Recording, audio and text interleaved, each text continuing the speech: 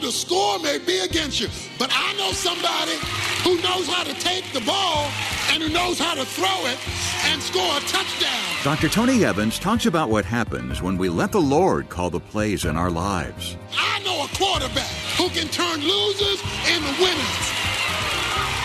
This is The Alternative with Dr. Tony Evans, author, speaker, senior pastor of Oak Cliff Bible Fellowship in Dallas, Texas, and president of the Urban Alternative. God has a purpose in store for each of us, and no matter how many wrong turns we make along the way, ultimately we each have a date with that destiny. Today, Dr. Evans will explain how to make the most of the trip and how to recognize our destination when we get there. Let's join him. As we've been going through the book of Esther, we've been attacking the theology of luck. You cannot have divine providence and luck, chance, fate, happenstance. Because the providence of God means that God is in control by either causing or allowing all things. As you have seen through the book of Esther, God's providence allows for evil. God does not do evil, he does not endorse evil, but he utilizes it to accomplish his purposes. Our responsibility is to be aligned with God so that we are being moved as he moves us, so that we're picking up signals that he gives us. And the major problem is not that God is being God.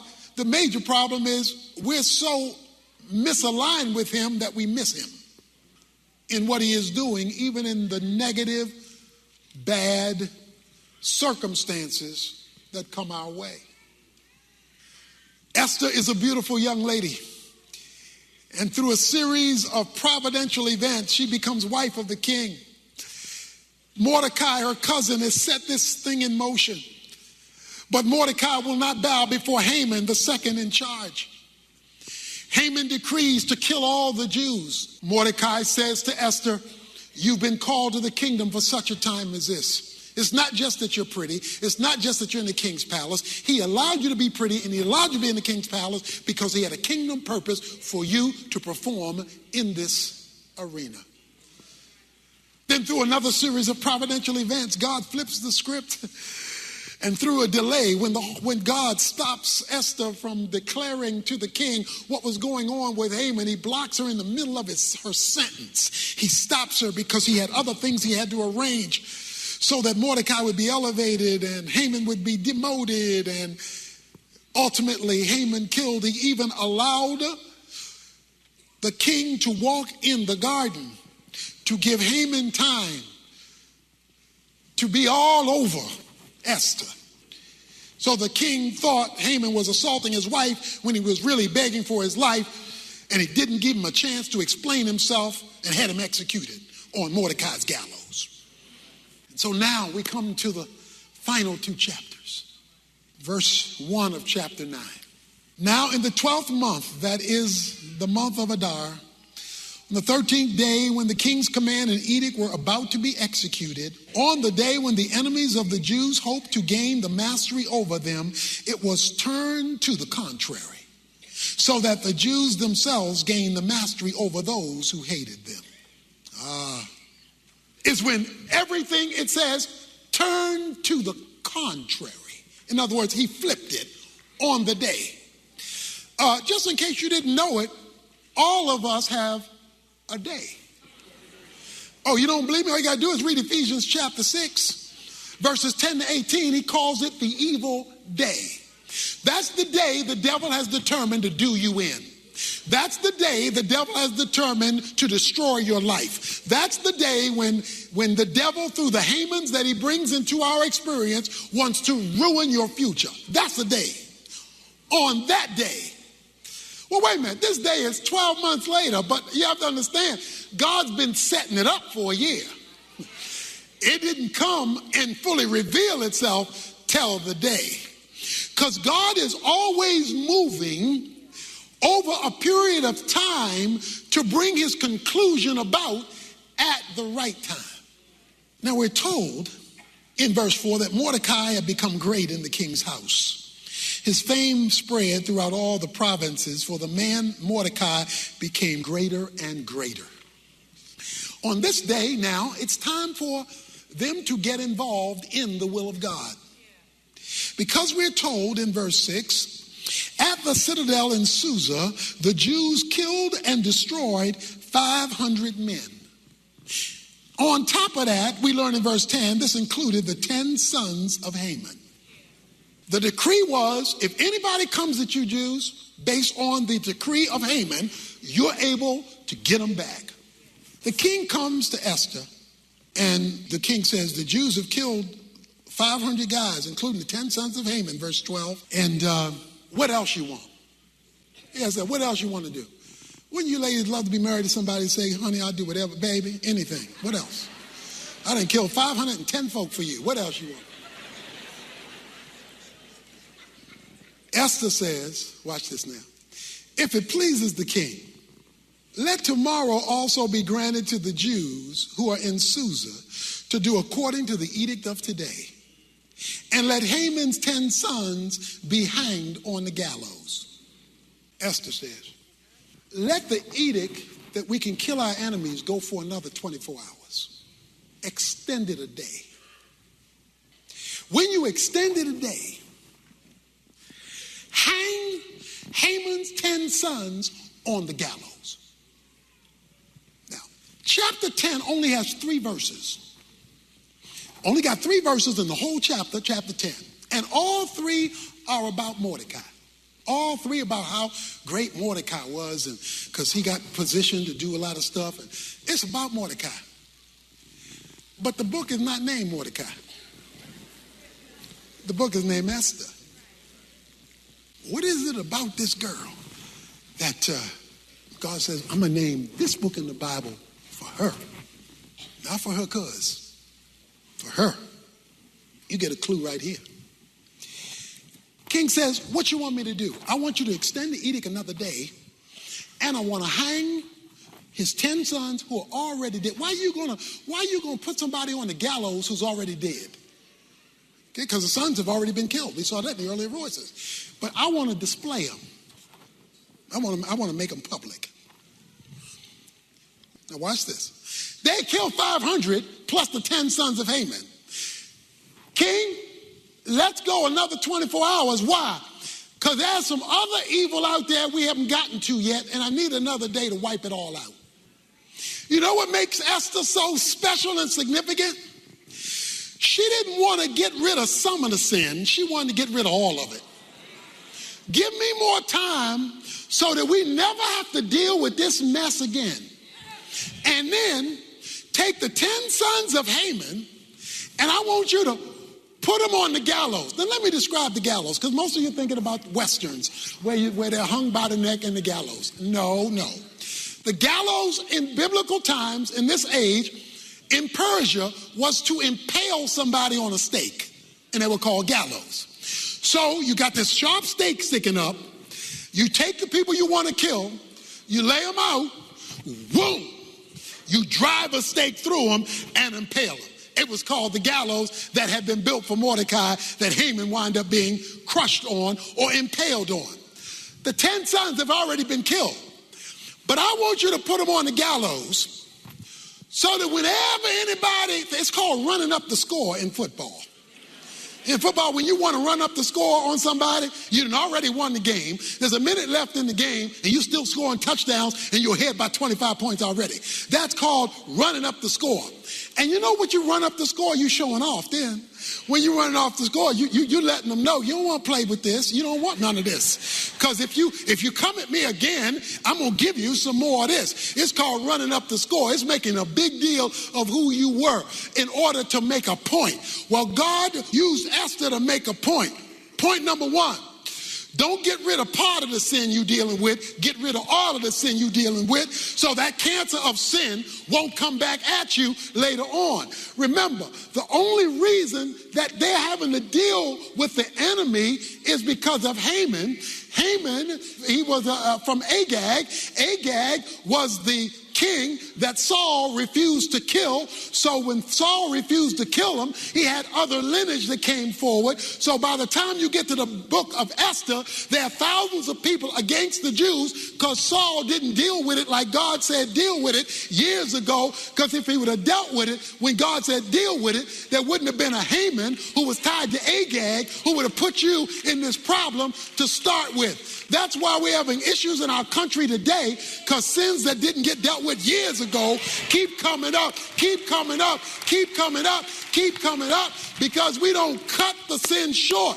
We've got to do that in our personal lives. We've got to say, I'm going to not only deal with a piece of the sin, because if you cut out summer cancer, whatever you leave behind is going to manifest itself one more time at the right season. So he says, cut the whole sin. This woman says, I want to get rid of this so my children, my grandchildren, and my great-grandchildren never have to face this mess again.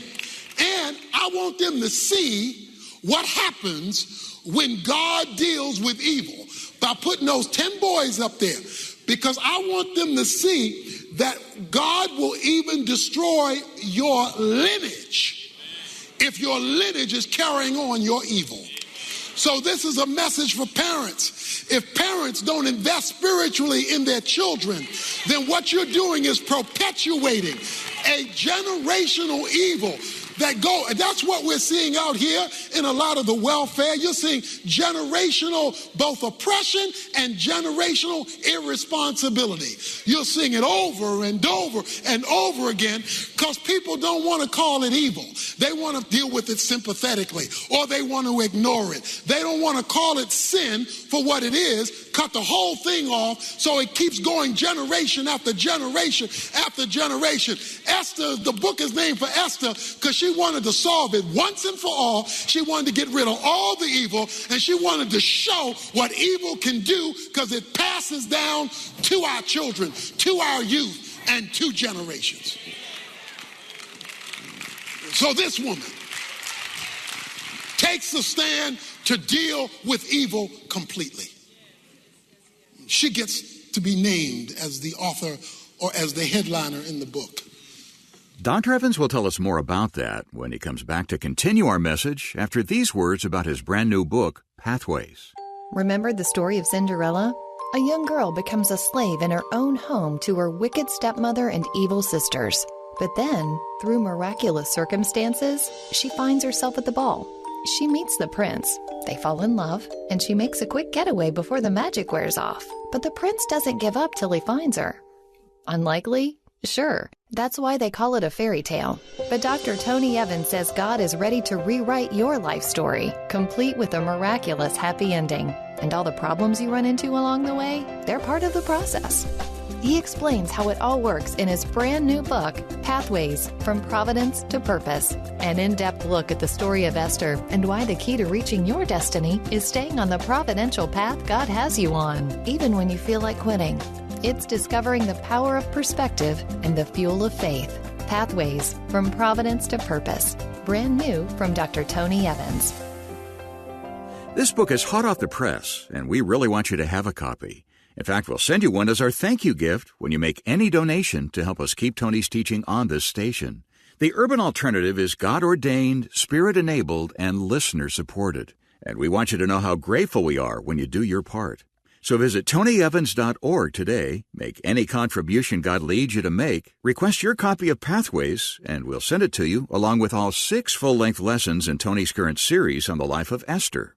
Again, that's TonyEvans.org, or call our Resource Center at 1-800-800-3222 and get some help from one of our friendly team members. That's 1-800-800-3222. Well, Dr. Evans is back right now with more of today's message. Let's join him. And so here we are. Mordecai records the events. He sends letters to the Jews throughout the provinces. Verse 22, they enter into a day of feasting and rejoicing and sending portions of food to one another and giving gifts to the poor.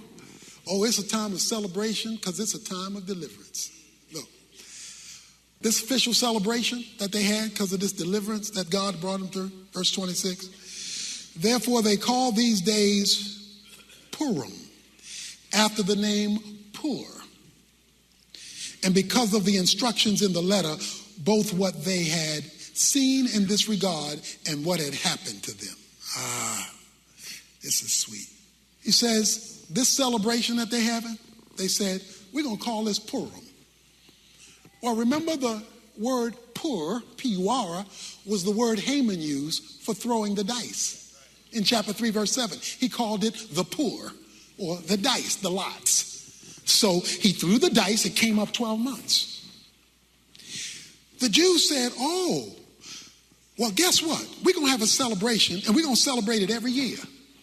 And we're going to call it Purim. Verse 27, the Jews established and made a custom for themselves, for their descendants, and for all those who allied themselves with them, so that they would not fail to celebrate these 2 days according to their regulation and according to their appointed time annually. You know what they did? They answered the definition of this book. See, pur, P-U-R, was luck. It was to roll the dice and throw it down. They said, oh, I got your luck. We're going to call it Purim because we're going to celebrate God is the God of what people call luck. And every time we get it together, we're going to celebrate ain't no luck, just God. And the providence of God. This celebration was to remind themselves that God was a providential God. The subject of the book of Esther is the providence of God intervening on behalf of the people of God against the evil that is against the people of God in order to accomplish his kingdom program. This book of Esther is about the providence of God that looks like luck, chance, fate, and happenstance. It's the providence of God on behalf of the people of God against the evil one, Satan, and his minions against the people of God in order to demonstrate for the glory of God the advancement of the kingdom of God. And they said every year we're going to do it for ourselves, watch this, and our descendants. So parents, you ought to be telling your kids the story.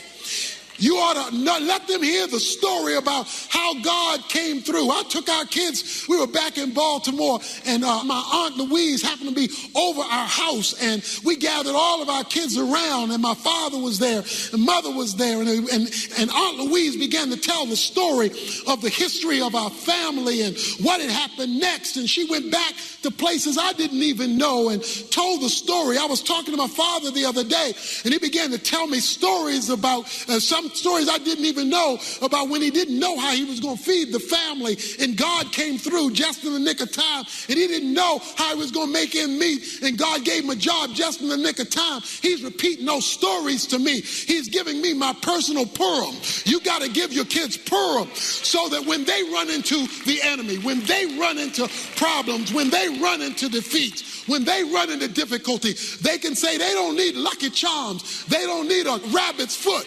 What they need is the knowledge that God is a God of Purim. He rolls the dice. He determines the outcome. So I don't care what your boss has done to you. He doesn't determine where those dice fall. I don't care what the job has done to you. Doesn't determine where things are going to wind up.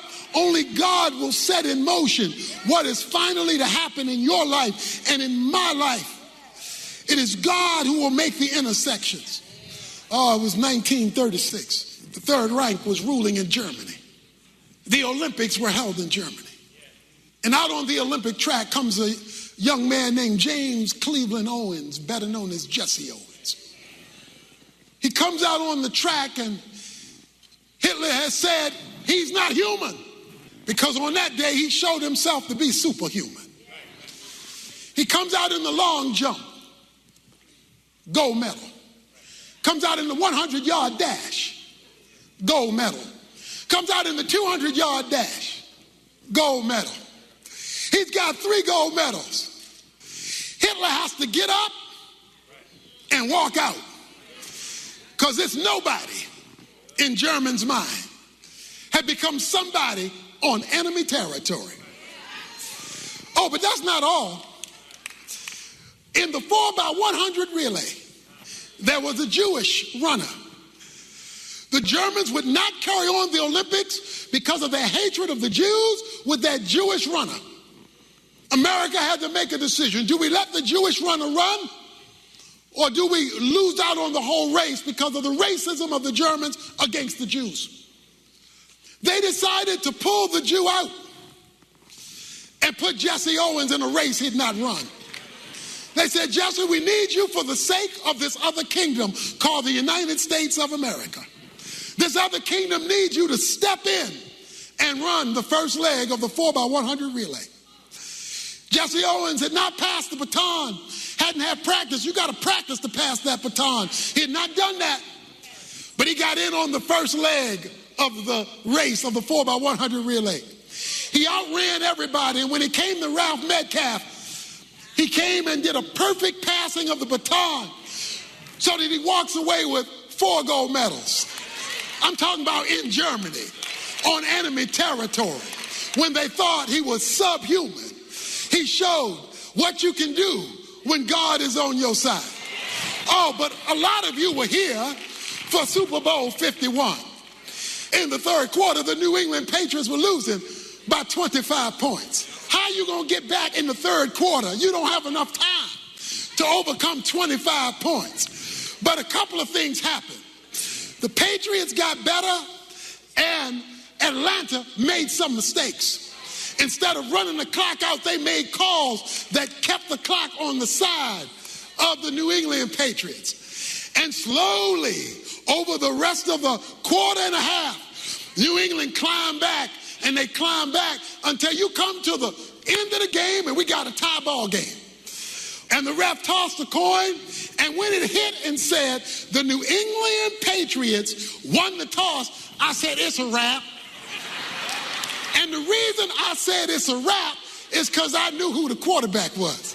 See, because the quarterback is Tom Brady, I had no doubt that he would be able to have not only overcome 25 points, but in overtime to secure the victory. I don't know how long the devil been beating you. I don't know how far behind you are and you feel like a loser. A loser in your life, a loser in your home, a loser in your circumstance, a loser in your finance, a loser in your future. I know the score may be against you, but I know a quarterback. I know somebody who knows how to take the ball, who knows how to call a play.